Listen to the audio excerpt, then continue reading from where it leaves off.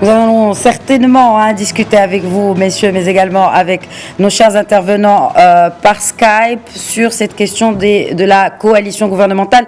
Mais avant, Abdelmoune Djilami, comment la psychologie de vote ou du vote et aussi cette question de caution électorale ont impacté les résultats de ce scrutin électoral? Moi, je pense que la question du quotient électoral a impacté, mais de manière marginale, pas de manière centrale. C'est accessoire, vu les résultats que nous avons obtenus. Mais manifestement, le vote a été un vote sanction à l'égard du PJD. Ça, c'est clair. Et la chute est telle que ça ne peut pas être interprété autrement.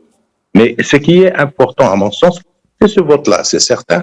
Mais ce qui est important, c'est la prise de conscience des électeurs de leur capacité d'influer sur la vie politique et de choisir de sanctionner ou de récompenser. Et dans le cas d'espèce, ça a été de sanctionner principalement le PJD. Les autres partis ont bougé, mais pas de manière extrêmement significative. Le RNI est dans une position plus favorable, il est le premier, mais finalement, il n'est pas très très loin de ce qu'il a été par le passé.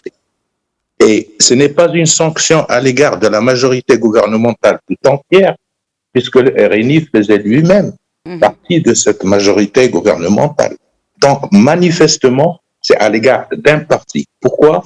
Parce qu'en fait, il n'a pas tenu des promesses. Il a fait de grandes promesses qu'il n'a pas du tout tenues, il n'a même pas pris en compte par la suite, parce que le comportement, et je crois que Naïm Kamal a parlé de suffisance, effectivement, un comportement une très grande suffisance à l'égard de tout ce qui n'est pas eux-mêmes.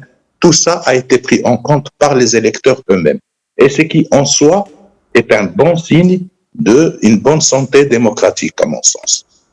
Donc, en fait, est-ce que on parle de vote sanction ou de vote, même pour certains observateurs, un vote vengeance?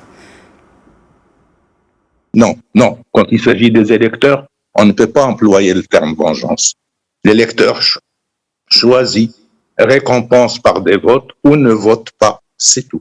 Il n'a pas ni de vengeance à exercer, et ce n'est pas dans l'esprit de la chose. Le vote des électeurs peut avoir un seul sens, encourager l'un et en fait sanctionner l'autre. On ne peut pas vraiment parler de vengeance. Vengeance de qui exactement? Des électeurs. À l'égard de qui?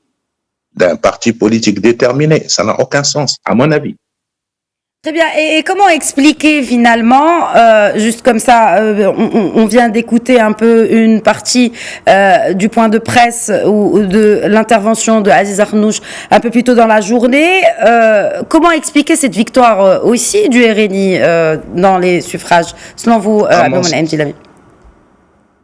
À mon sens, vous savez, ce n'est pas pour, comment dire, ce n'est pas pour flatter celui qui a gagné maintenant, d'accord, mais on est dans un débat et il faut le dire. À mon sens, le RNI est un parti très moderne, très moderniste, qui a une vision très claire de ce qu'il veut faire. Et il l'a montré quand ses ministres l'ont montré dans le gouvernement précédent ou le gouvernement actuel, que ce soit Moulay Hafid Alami ou Arnouch lui-même ou le ministre des Finances, etc. Ils ont montré qu'ils ont une très grande capacité de gestion et surtout qu'ils gèrent en fonction d'une vision qui porte assez loin. Donc, en vérité, ce qu'il vient de dire maintenant ne me surprend pas. Et à mon sens, ils sont parfaitement capables de le mettre en œuvre. Vous savez, ce qui a principalement fait défaut au PJD, à mon sens, ce qui a principalement fait défaut, c'est qu'ils n'avaient aucune idée de ce qu'il faut faire pour gérer un pays. Et surtout, ils pensaient, et d'ailleurs ils ont continué à le penser jusqu'au dernier moment, ils pensaient qu'on peut gérer un pays par des slogans. C'est une logique qui était la logique des années 60, même des années 70. Mais c'est une logique qui n'a plus cours idéologique finalement, c'est une logique idéologique qui est obsolète voilà, aujourd'hui, clairement. C'est tout, principalement. Ça n'a plus cours aujourd'hui. Les électeurs de maintenant, ils ont tous Facebook, ils ont tous Internet, ils sont informés sur tout ce qui se passe dans le monde et sur le comment ça se passe dans le reste du monde. On ne peut plus leur raconter des histoires.